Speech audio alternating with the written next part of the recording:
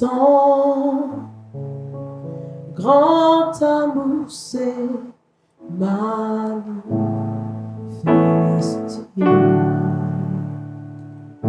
quand j'ai crié à toi. Ton grand amour s'est manifesté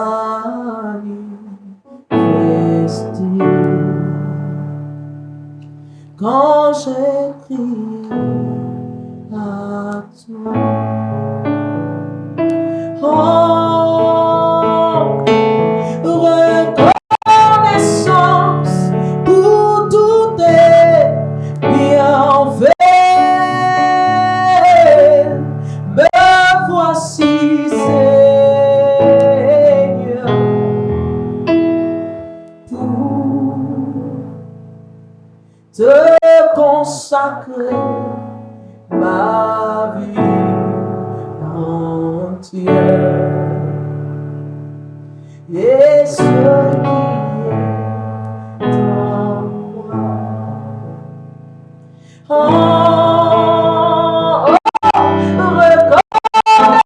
reconnaissance pour toutes les grâces que tu m'as accordées.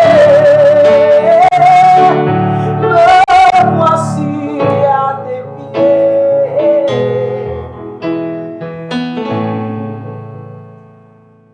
Te consacrer ma vie entière. Et ce qui est en moi. Oh,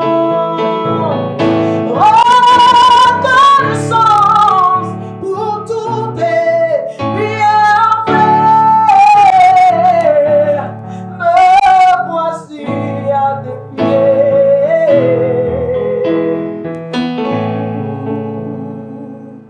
Te consacrer ma vie entière.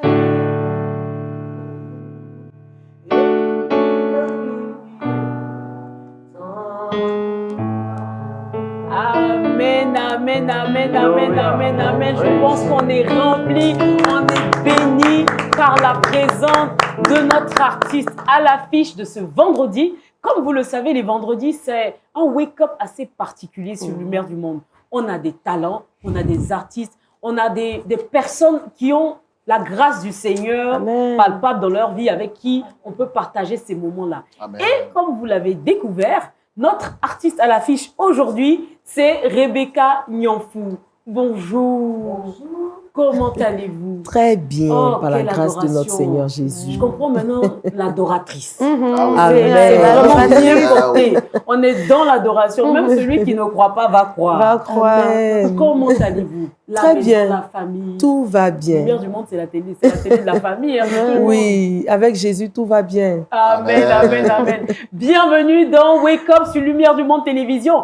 Et nous avons notre papa maison. Moi, je suis bénie. C'est aujourd'hui que je le rencontre pour de vrai, pour des échanges avec vous. Il s'agit du pasteur François Doubi. Bonjour, pasteur. Bonjour, ma sœur Prisca. Comment allez-vous? Tout va bien par la grâce de Dieu. Le pasteur, j'aime son sourire. Je lui disais, juste son sourire est communicatif. Vraiment, je ne sais pas si c'est la grâce du Seigneur, mais de le voir sourire comme ça me fait du bien. Et Wake Up, c'est ça, la bonne humeur, le partage, la méditation. Et j'ai deux personnes qui comptent tout autant. Pour que Wake Up soit Wake Up, il faut qu'il y ait Kate. Coucou, bien sûr, évidemment. Et il faut qu'il y ait un certain Jean-Jacques qui nous fait de temps en temps des infidélités, mais il est là on espère qu'il sera tout le temps avec, parce qu'on adore son énergie. Que Dieu te bénisse. Amen. Mais tu vas bien, Prisca? Mais par la grâce de Jésus. Ça va, ça va. Tu sais que moi, je pète la forme tout le temps. Avec le Seigneur, tout va bien. Tout va bien. Et puis, par moment, Jean-Jacques, il faut écouter les astuces et puis il faut les appliquer. Hein. Oui, oui. C'est bien d'écouter. Aujourd'hui encore, je vais apprendre beaucoup. Voilà, entre les deux, là, c'est toujours... Enfin, quand il est là, moi, je ne le compte plus. Mais c'est pas grave. Donc, Trickbox pour les astuces. Culture Actu, le saviez-vous? C'est ça. Super. Ça. On part maintenant pour Méditons ensemble avec le pasteur Doubi.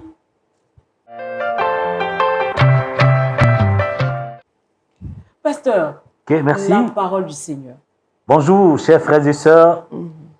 Que Dieu bénisse dans le nom précieux du Seigneur Jésus. Amen. Notre méditation de ce matin est tirée du livre de Matthieu, chapitre 24, à partir du verset 32 jusqu'au verset 42. Lisons ensemble la parole de Dieu.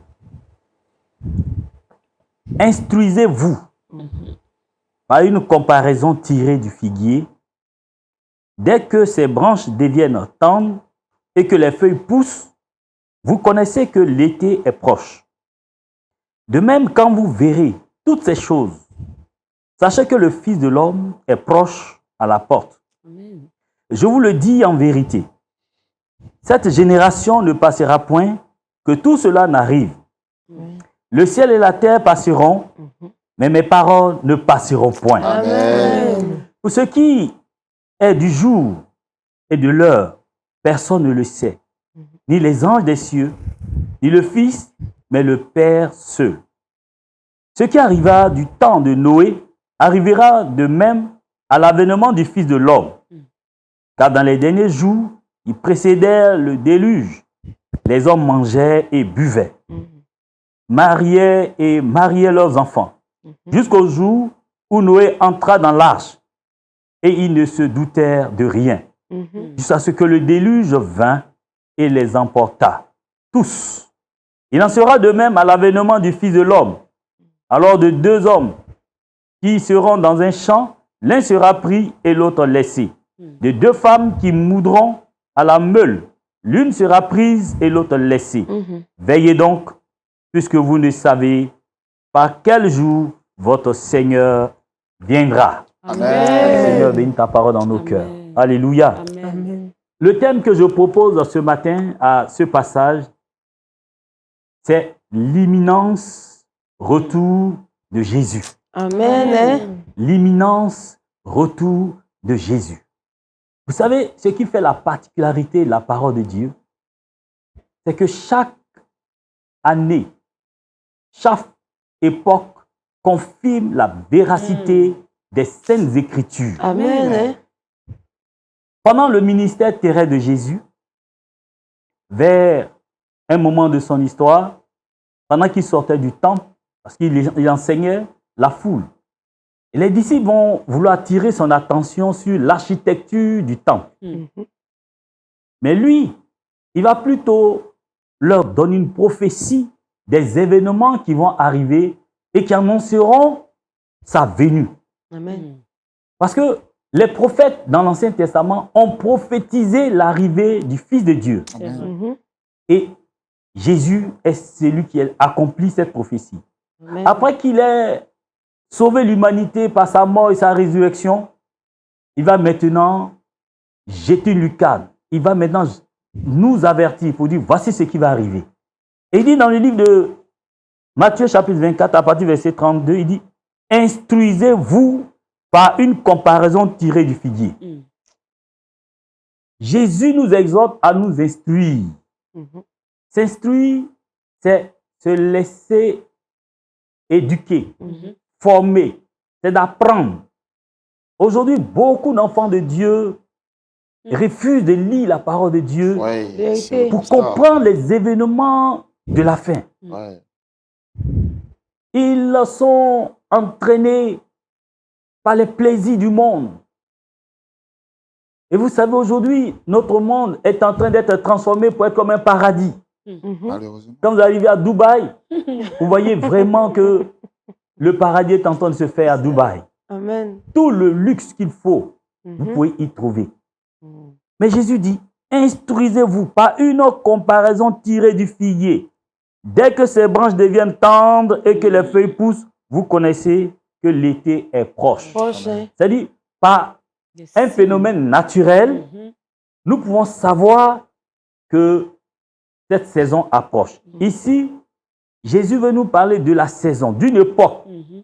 Donc, quand vous voyez le figuier, que ses feuilles sont tendres, c'est que l'été approche. L'été est une saison. Donc, Jésus nous dit qu'en nous inspirant de ça, de ce qui est naturel, nous pouvons déjà nous dire que Jésus est à la porte. Pour nous qui aimons beaucoup les mangues en Afrique, Je confesse. quand la période des mangues, la saison des mangues approche, vous voyez les fleurs sur les manguiers. Oui, Les manguiers oui, commencent oui. à fleurir. Oui, Ce déjà. qui veut dire que dans les mois qui viennent, nous allons manger des mangues. En pleine Donc, saison. on se prépare. Mhm. C'est la même chose dans la vie chrétienne. Lorsque nous voyons que la parole de Dieu est en train de se confirmer, nous devons veiller sur notre vie maintenant, notre manière de nous conduire, notre manière de marcher avec le Seigneur. Et il dit, de même, quand vous verrez toutes ces choses, sachez que le Fils de l'homme est proche à la porte. Amen. Le Fils de l'homme est proche à la porte. Et quand le Fils de l'homme, il veut parler de lui-même, Jésus, est à la porte, on doit se préparer à le recevoir. Amen. Comme l'histoire de ces 10 vierges dans Matthieu chapitre 25. Ces 10 vierges allaient à la rencontre de l'époux. Parce qu'on leur a dit que l'époux doit arriver. Mais elles ne savaient pas à quelle heure l'époux devait arriver. Donc, l'information qu'on leur a donnée, c'est qu'il fallait mettre de l'huile dans les lampes pour aller à la rencontre de l'époux. Mais comme on ne sait pas l'heure exacte, veuillez garder une réserve afin que vous puissiez alimenter la lampe au cas où l'époux tarderait.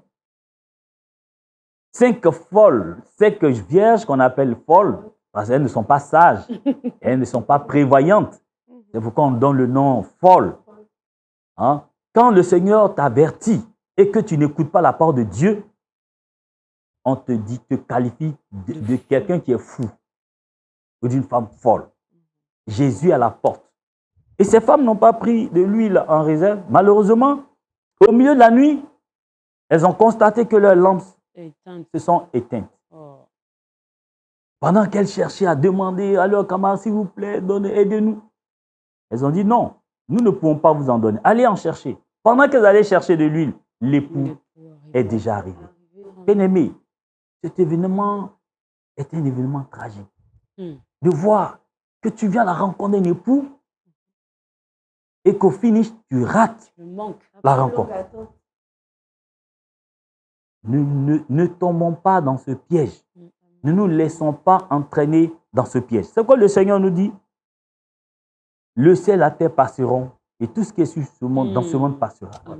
Attachons-nous à la parole de Dieu afin que nous soyons prêts au retour de Jésus.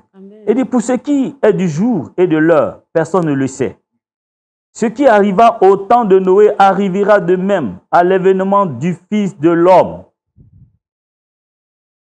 Vous savez, à longueur de journée, Dieu ne cesse d'interpeller l'Église. Mais la Bible nous rappelle que ce qui s'est passé au temps de Noé arrivera encore. Quand nous écoutons le message de Noé, nous disons, mais non, les gens, ils n'ont pas été sages. Mais souvent, nous tombons aussi dans le même piège. La Bible dit, les gens se mariaient. C'était des fêtes, des cérémonies. Et voyons aujourd'hui, à Abidjan, c'est le concours de mariage. tout le week-end, ce sont des fêtes, des mariages. On se prépare à des fêtes, on change d'habits, on fait des cotisations. C'est vrai. Les uniformes. Des uniformes. Les gens luttent les dates à la mairie.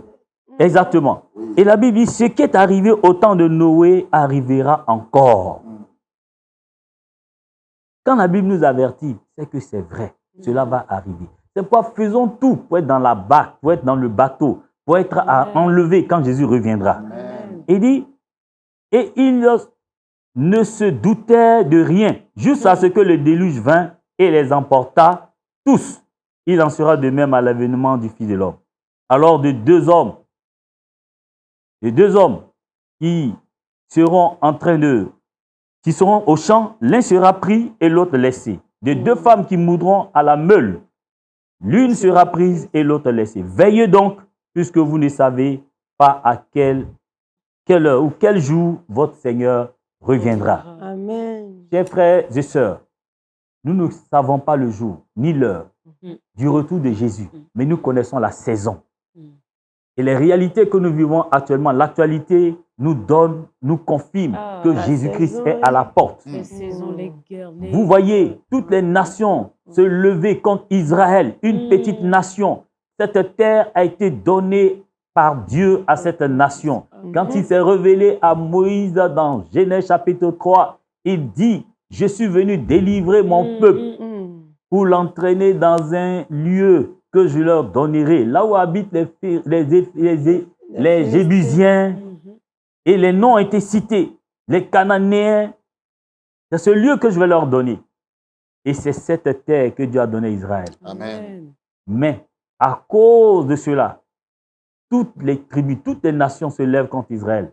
La Bible nous l'a déjà prédit. Quand nous voyons ces choses, nous croyons que la parole de Dieu est la vérité. C'est ce qui nous donne l'assurance. Chers frères et sœurs, relève-toi, réveille-toi, sois sur tes gardes et instruis-toi afin que tu ne sois pas surpris par le retour imminent du Seigneur Jésus. Amen. Que Dieu bénisse au nom de Jésus. Amen. Merci. J'ai été profondément touchée et bénie. Et ce qui me vient à l'esprit, en fait, au-delà des guerres et autres, même les saisons en ce moment, tout est bizarre. Oui. Servant de Dieu. Oui, nous devons vraiment nous attacher fortement à Jésus parce que les temps sont mauvais. Nous devons laver nos robes. Il est temps de laver nos robes. On a encore le temps. Mais c'est le Seigneur qui détient le souffle de vie. Ne dis pas, je peux attendre encore demain, je peux attendre encore dans 2 jours. Mais et si la mort vient te chercher? Lavons nos robes et donnons notre vie véritablement à Jésus. Voilà, je ne demande pas à quelqu'un d'aller à l'église. Mais je demande à quelqu'un, en plus d'être dans le temple, mais que son cœur, que son âme, que son esprit soit véritablement à Jésus. Amen. C'est très important. Vraiment, l'histoire des 10 vierges, quand le pasteur comme ça parlait, je me suis dit, mais il faut tenir ferme, mais jusqu'au bout.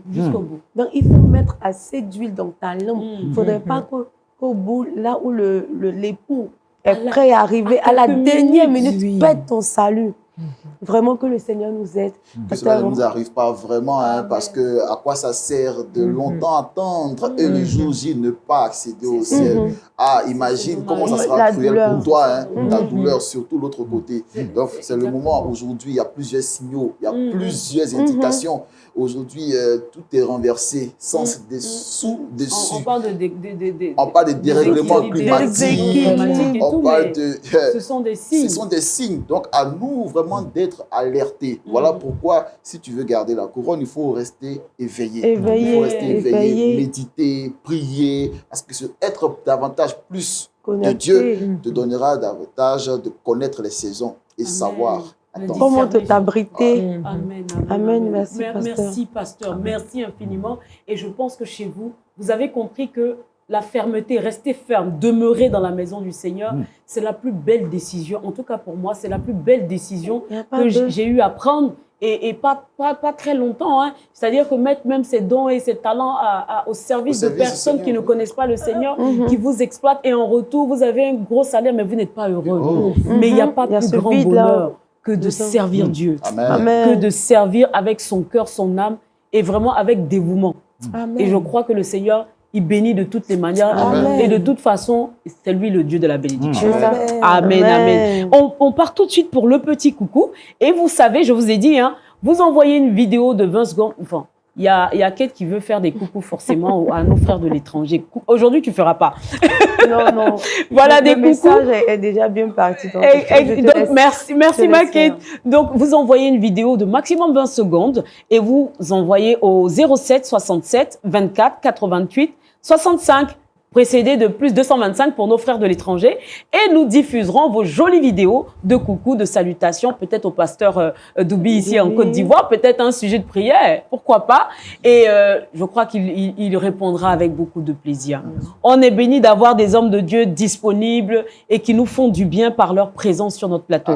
Nous partons maintenant avec Jean-Jacques qui est prêt pour Culture Actu. Il paraît qu'en Europe, en France plus précisément, il y a eu quelque chose de particulier pour ces temps de guerre. Culture Actu.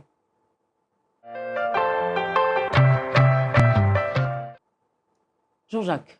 Culture Actu aujourd'hui s'est intéressé à cette belle initiative qui s'est tenue en France. Quand vous entendez prier en temps de guerre, ça paraît contradictoire. C'est ça, parce qu'en temps de guerre, on fuit, on se cherche. On va s'abriter. En temps de guerre, chacun se cherche. Soyons.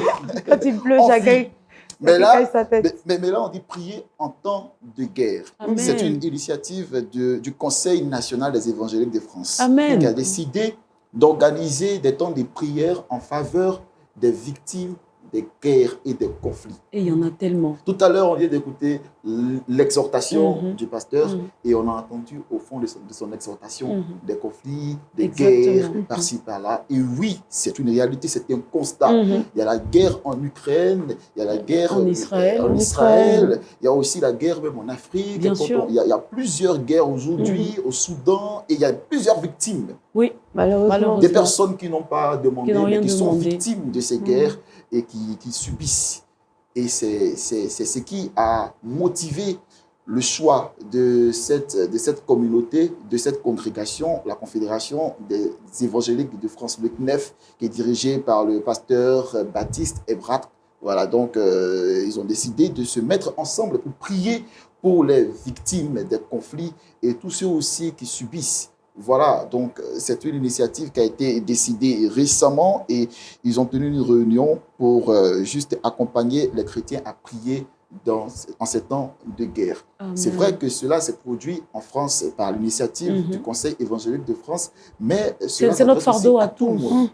Tout le monde, nous sommes invités à prier pour ces personnes-là. C'est vrai qu'on ne dit pas, ça n'arrive pas qu'aux autres. On ne souhaite pas que ça arrive. On l'a connu aussi, nous. Hein. C'est ça. Voilà, on ne souhaite pas que ça arrive. Bien sûr. Mais déjà, il faut qu'on se soutienne parce que c'est ce que la Bible nous recommande. Dans le rôle de l'Église.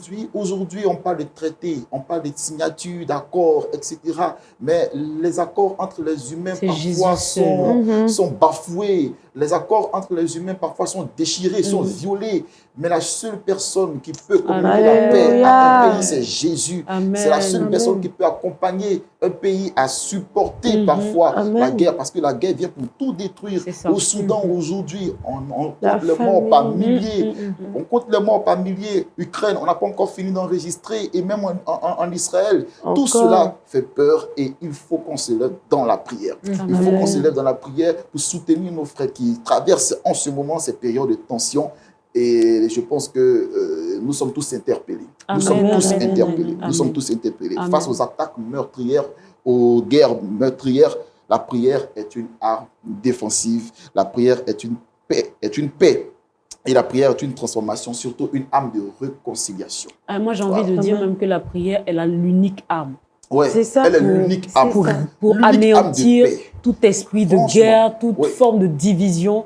Je crois que la prière peut tout. Et je pense aussi qu'en ce moment, pasteur, vous les hommes de Dieu, vous avez ce fardeau-là de porter ces pays et aussi les chrétiens qui sont tués un peu partout. Ça, c'est vraiment, c'est devenu récurrent. Récurrent, enlevé. Oui, bien sûr, c'est le fardeau que toute l'Église porte. Et effectivement, nous prions.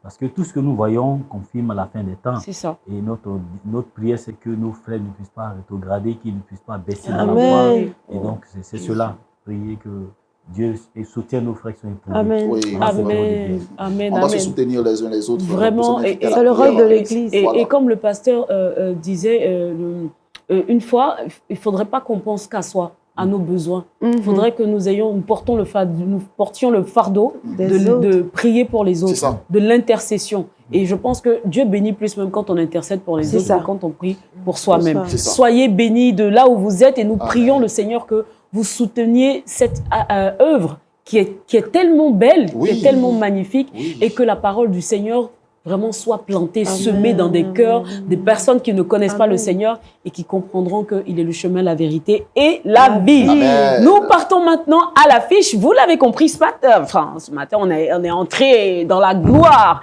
avec une adoratrice du Seigneur. C'est l'artiste Rebecca Niafou à l'affiche.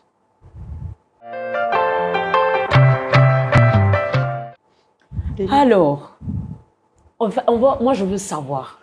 Je connais sa bio un peu quand même. Je me suis un peu informée, c'était important. Mais je veux dire, de maman chantre. Et puis, on l'accompagne un peu. Comment on détecte que le Seigneur nous a donné ce don-là? Comment détecter? Bon, il faut dire qu'on ne cherche pas à détecter soi-même. C'est ça. Voilà, au fur et à mesure qu'on cherche à creuser qui est Jésus, le Saint-Esprit nous convainc que nous avons quelque chose en nous Amen. et que nous devons travailler pour lui. C'est ça. Amen. Amen. Et par exemple, il y a des personnes qui diront moi, j'ai découvert mon don à l'âge de... où je ne savais même pas que j'avais ce don-là. Et vous, c'est quand vous alliez faire les chœurs avec maman, vous avez su que vous pouvez faire des harmonies, Oui. ce genre de choses. Oui, je le faisais comme ça, mais je ne savais pas. Je pouvais faire, par exemple, l'alto, sans savoir que c'était vraiment l'alto. Et quand on m'écoutait, on disait, mais la petite, là, elle accompagne bien, elle fait l'alto. chante juste, c'est inné. J'ai dit, c'est quoi l'alto, c'est quoi le ténor? Donc c'est comme ça, c'est venu comme ça, voilà. Ma question, c'est de savoir, est-ce que Rebecca Niafou a appris à chanter? Bon, pas vraiment. C'est vrai que je suis née avec. Voilà, depuis le sein de ma mère, le Seigneur m'avait déjà choisi et il m'avait déjà mandaté pour chanter pour sa gloire. Donc, il y avait déjà ça en moi, mais il faut parfait. Il faut travailler pour parfait. Donc, j'ai quand même été formée, j'ai quand même appris certaines choses dans la musique. C'est tout comme les pasteurs. Hein. Quand on a la paix, il faut faire de la théorie. La formation est très importante. C'est aussi important. Il faut aiguiser le don. Oui, c'est ça. C'est très important. En tout cas, il est très bien aiguisé. Moi, je veux savoir d'où vient l'inspiration des chants, parce que ce sont des chants qui profonds. Alors là, il faut dire que plus tu es en connexion avec le Saint-Esprit, le Saint-Esprit, il est le meilleur compositeur. Amen. Il est le meilleur. L'inspiration divine. Il n'y a pas meilleur. Il n'y a pas meilleur. Au fait, quand je réponds ça, il y a certaines personnes qui ne comprennent pas. Ils disent, mais c'est le Saint-Esprit seulement. Ils ne peuvent mais pas comprendre. C'est le meilleur coach vocal. Ils ne peuvent pas comprendre. Mais Rebecca, est-ce que tu as un témoignage qui t'a édifié, un témoignage à la suite de ce ministère que tu exerces, un témoignage qui t'a fortifié? Tu es dans la révélation. Bon, j'ai déjà rendu mon témoignage ici même à LMTV. Voilà. Le témoignage qui m'a édifié, en plus du témoignage de ma mère, c'est le témoignage que j'ai vécu avec mes enfants, mon époux, dormir à la belle étoile, avoir des difficultés, même étant nourrice, avoir des difficultés à nourrir l'enfant, dormir à la belle étoile pendant une saison pluvieuse, où il pleut sur vous, tu as un bébé dans la main, il y a un plus petit encore à côté, il y a les autres aussi qui sont là, parce que monsieur ne travaillait pas encore. Et vous auriez pu abandonner le Seigneur. Oui, mais je bénis toujours le nom du Seigneur qui m'a donné cette force, le courage de tenir jusqu'à aujourd'hui. Il y a le témoignage aussi de la guérison, le Seigneur qui m'a guéri de l'insuffisance rénale. Amen. Alléluia. Il y a tellement de merveilles. Tous les jours de ma vie sont des témoignages. En plus de toi-même, tes expériences en tant que chantre de l'Éternel. Et aussi, est-ce qu'il y a des personnes qui ont bénéficié de ce don-là, qui sont venues vous dire, des retours, j'ai écouté ton cantique et j'ai été guéri. Plusieurs. Il y a un parmi tant qui vous a aussi... Oui, bien sûr. Après mon concert... Oui, parce qu'il y a eu, pardon de couper, il y a eu un concert quand même qui a été organisé, je pense, dans un très court moment, mais qui a été plein. Qui a explosé. Par la grâce du Seigneur. Et moi, c'est une grande sœur qui est en Angleterre qui m'envoie le visuel. Je dis, mais moi, je suis à Bidon. À quel moment ça et toi? Il y a eu, je crois, le premier concert, il y a eu 4000 personnes par la grâce de Dieu au Palais de la Culture. Et le deuxième concert, il y a eu 5000 personnes. Voilà, au complexe Jesse Jackson. Voilà. C'est sans compter ceux qui étaient dehors. On peut été comptés. Et ce jour-là, il y a eu des personnes qui n'arrivaient pas à marcher, qui ont marché. Alléluia. Il y a eu des personnes qui avaient des problèmes d'enfantement, qui ont rendu témoignage. Et actuellement, même, il y a certaines personnes qui attendent un bébé. Jésus. C'est Jésus qui fait ça. Il y a quelqu'un encore qui m'a envoyé un témoignage qui m'a dit, actuellement, je te parle, je suis au Canada. Alléluia. Et quand je venais au concert, c'était mon sujet de prière, quelque chose que j'attendais depuis des années. Et qu'est-ce que ça te fait quand tu reçois ça? C'est ce que je voulais te montrer. Au fait, ça me donne... J'ai une certaine rage de pousser. On comprend pourquoi les nouveaux cantiques sont vraiment... On comprend l'inspiration maintenant. Alléluia. J'ai une certaine rage. Je suis en joie Mais je dis, Seigneur, il y a des personnes qui me regardent. Il y a des personnes qui veulent que j'aille encore en eau profonde pour que vraiment les miracles, là, les miracles authentiques, là. Et je dis, mais les miracles existent, les miracles vrais, existent encore. Nous pouvons les vivre.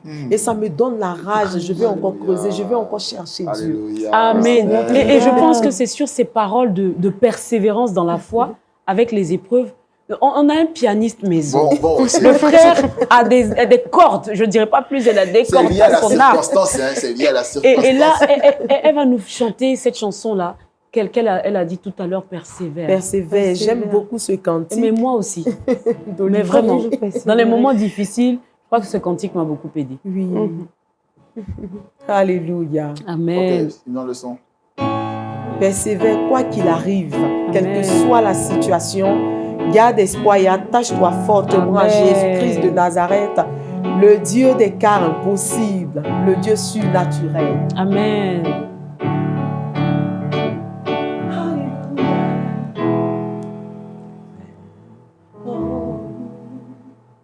Si Dieu l'a mis des rêves dans ton cœur,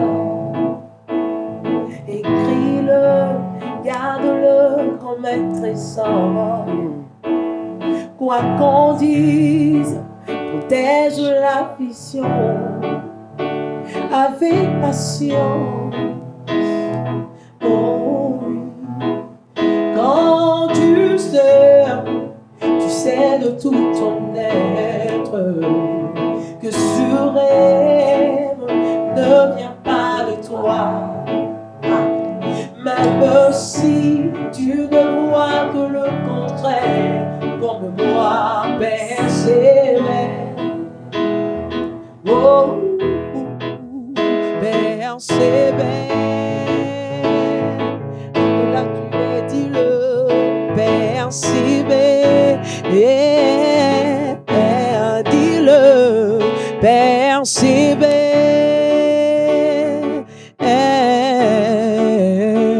Persévère,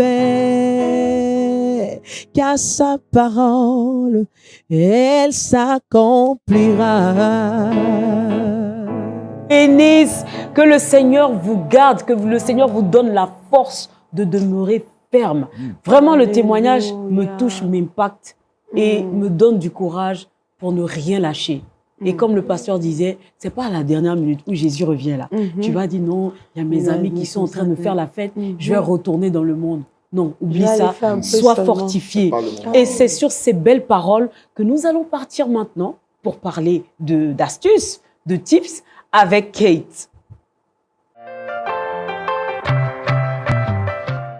Kate, on parle de horloge interne alimentaire. C'est ça. Le rythme circadien.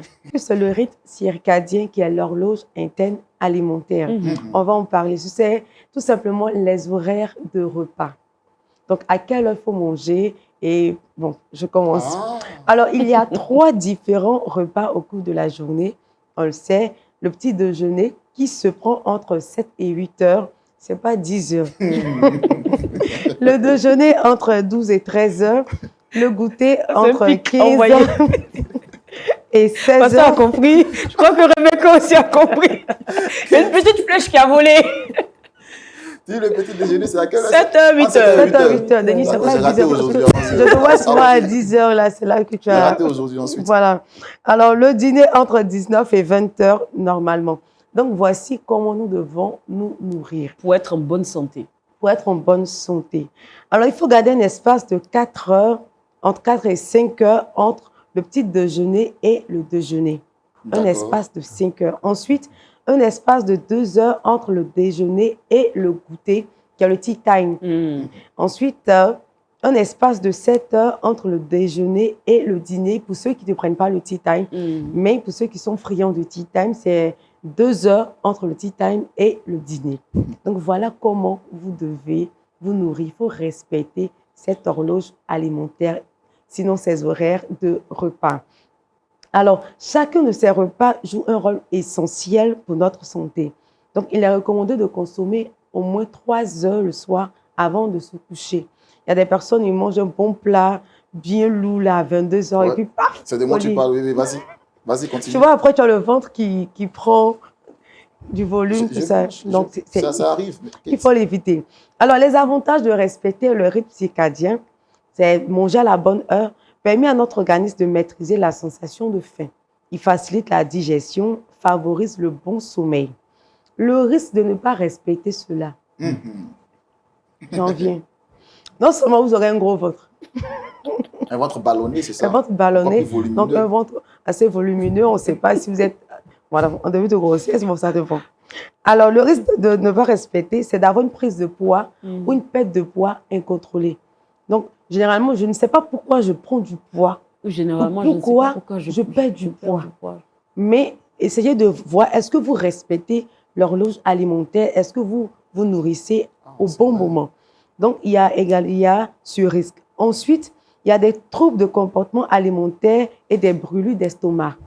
Généralement, il y a des personnes, quand vous ne mangez pas, vous attendez de longues heures avant de manger quelque chose, vous avez mal à l'estomac, vous tentez de douleur. C'est l'un des risques. Il y a également des problèmes de métabolisme, tels que la dépression, l'anxiété et le diabète. Parce que tard dans la nuit, l'organisme n'a pas le temps de digérer.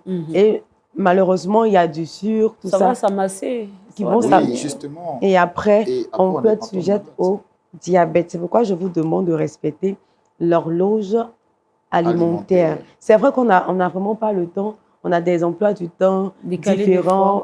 Voici notre chantre, généralement, il y a des concerts, il y a des invitations pour aller à tel endroit. Et on n'a vraiment pas le temps. Mais faites l'effort de respecter les écarts d'heure, en fait. Les écarts d'heure. Alors, pour des personnes, je vais faire un petit exemple pour terminer le cours du jour.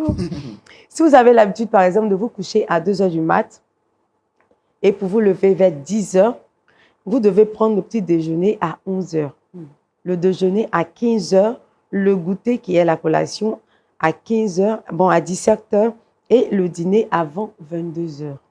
Donc, respectez toujours cet écart entre le déjeuner et le petit déjeuner.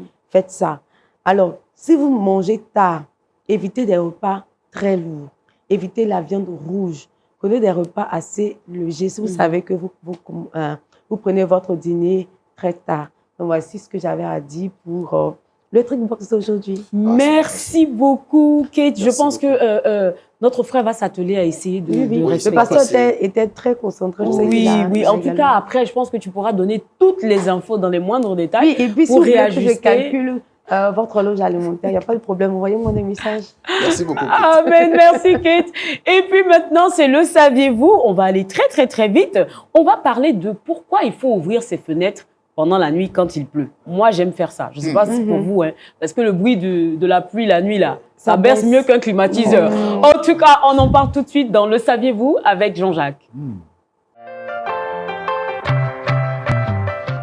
Le saviez-vous, Jean-Jacques? Et le saviez-vous, aujourd'hui, va s'intéresser à cette pratique. Pratique qui est aujourd'hui monnaie courante. En général, lorsqu'il pleut, nous fermons nos fenêtres. Parce que les gens ont peur. Savez-vous qu'il est important d'ouvrir sa fenêtre pendant qu'il pleut? Oui, il est très important d'ouvrir sa fenêtre. Donc, je fais bien. Oui, tu fais très bien. Tu fais très bien. Mais il s'agit des pluies normales, pas des intempéries, des pluies torrentielles. Donc, il faut vraiment prendre des précautions, des mesures. Mais ça, on parle des pluies normales. Les pluies douces. Les pluies qui font que tu dois te lever à 7 h, tu te réveilles à 11 h. Et puis, tu débarques à Wake Up, on te dit, wait. En général, nous nous contentons uniquement que du vent, l'air du climatiseur ou bien du ventilateur. La maison est tout le temps fermée, tout. Mais là, il faut éviter. Quand il pleut, il ne faut pas aussi laisser la fenêtre fermée. Il faut ouvrir pour profiter de ce bel air qui provient de la pluie. Parce que derrière la pluie, il y a aussi un bon vent. Un vent très frais. Qui apaise même. J'imagine même on aurait dit la brise de mer, là. Oui, quand on est en bord de mer. Oui, c'est tellement Et puis bon. c'est doux quand ça te touche comme ça. Oui. Oh, déni. La science s'est inspirée de la pluie pour faire le climatiseur ou bien le ventilateur. En réalité, c'est parce que derrière la pluie, il y a un vent d'eau. Ce vent d'eau qui provient laisse votre maison aérée, très bien aéré et ça vous limite aussi l'humidité. Pour des personnes qui sont beaucoup asthmatiques, il faut aussi laisser les fenêtres bien ouvertes. Vous allez voir, vous allez vous sentir mieux parce que l'aspiration de ce bel air-là vous permet d'avoir une santé efficace. Les poumons sont bien dégagés. Voilà, le sang qui circule normalement parce qu'il y a l'oxygène que vous aspirez. Une bonne bouffée d'oxygène. Surtout pour les asthmatiques et les personnes aussi qui sont allergiques. Sujet allergique. Ce bon vent qui vient derrière la pluie va vous aider. Alors, désormais, lorsque vous entendez la pluie venir, laissez déjà votre fenêtre un peu ouverte. Ça va vous permettre d'avoir un bon bol d'air bien pur et frais. Denis, vraiment, tu me fais demander la pluie. Ce soir, s'il pleut, expérimentez. Ou s'il pleut actuellement, expérimentez. Vous allez voir. Ça sera vraiment magnifique. Et ce qui est intéressant, Pasteur et Rebecca, quand il pleut comme ça, la terre, l'odeur du kaolin, pour les gens qui ont fait un peu le village, c'est agréable. Mais vraiment, c'est très agréable. C'est bio. Très bio même. Voilà. Ça purifie, ça évite les purificateurs artificiels. Quand j'étais toute petite, quand il pleut, je sors juste pour ça. Danser sur la pluie, ma chère amie. Je dansais sur la pluie, j'aimais l'odeur. Malheureusement, et puis quand tu rentres dans la maison, maman, elle te chicote bien parce qu'elle pense au rhume que tu vas choper, qu'elle va devoir encore dépenser pour traiter. Oui, surtout. Donc, il faut profiter de ce bel air-là. Il y a des personnes, quand il ne pleut pas, ces personnes qui organisent des randonnées, qui vont marcher, organisent des longues marches pour être en contact avec la nature parce que ce que la nature nous procure, c'est naturel. Il y a une façon pareille, on ne peut pas lâcher. Donc, profitons ensemble de cette nature. Désormais, quand il pleut, laissez la fenêtre ouverte légèrement. Cela va vous procurer l'air frais qui va vous donner une bonne santé. Merci beaucoup, Jean-Jacques. Merci pour cette belle information. En tout cas, je valide à 10 000%. Et moi qui suis sujet allergique, franchement, depuis que je fais ça, là, les vêtements ne vont pas sentir l'humidité. Et puis, il y a une aération dans la maison. Oui, la maison va qui sentir bien. bon parfum naturel. Mais vraiment, que Dieu te bénisse pour ces informations. Sont tellement petites. Voilà, exactement. Et que Dieu fasse que, quand il y a la pluie, vous ouvrez un peu, vous profitez le bruit de la pluie, là. Pasteur, il n'y a pas de... Pasteur dit, ça veut dire que le pluie de la pluie, ça fait du bien. Ça inspire le sommeil. Ça apaise l'âme. Et maintenant, on va terminer cette belle émission que j'ai eu beaucoup de plaisir à présenter avec le verset boussole. Matthieu 24, 42. Veillez donc, puisque vous ne savez pas quel jour votre Seigneur viendra. Amen. Amen. Notre artiste, qu'est-ce qu'on peut dire là? On a terminé l'émission. Qu'est-ce qu'on peut dire à toutes ces personnes-là qui sont encore en doute, qui vivent des situations dramatiques et qui sont un peu découragées? Où est mon Dieu là? J'ai pris les alléluia là, vous faites, mais on ne voit rien. Qu'est-ce qu'on peut leur dire? Il y a tellement de témoignages. Amen. Il y a tellement de vies restaurées. Amen. Il y a tellement de choses que le Seigneur ne cesse de faire, qu'il s'accroche et qu'il croie fermement. Amen. Le Seigneur agira. Amen. Pasteur, un dernier mot.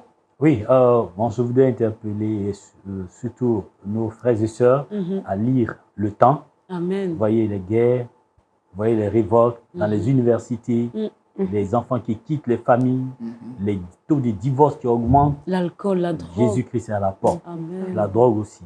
Donc, soyez éveillés pour attendre le retour de Jésus. C'est ce qui fait notre joie. Amen, amen, amen. Soyez bénis, passez un excellent week-end, que le Seigneur vous garde. Et puis, vous restez connectés sur Lumière du Monde Télévision.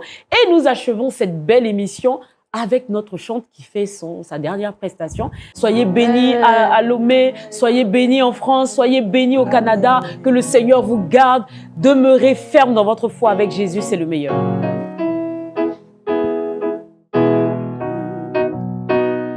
Je veux compter sur ta grâce. Je veux contempler tes œuvres. Convaincre mon âme que tu es El Shaddai.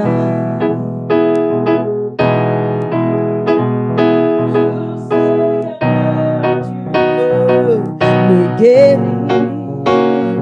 Rétablis mon cœur brisé, consoler mon âme me donner de l'espoir. Les mains élevées vers ton trône, mes yeux sont fixés sur toi. Là où mes forces ne peuvent, Seigneur, toi tu peux. Lui seul peut tout, lui seul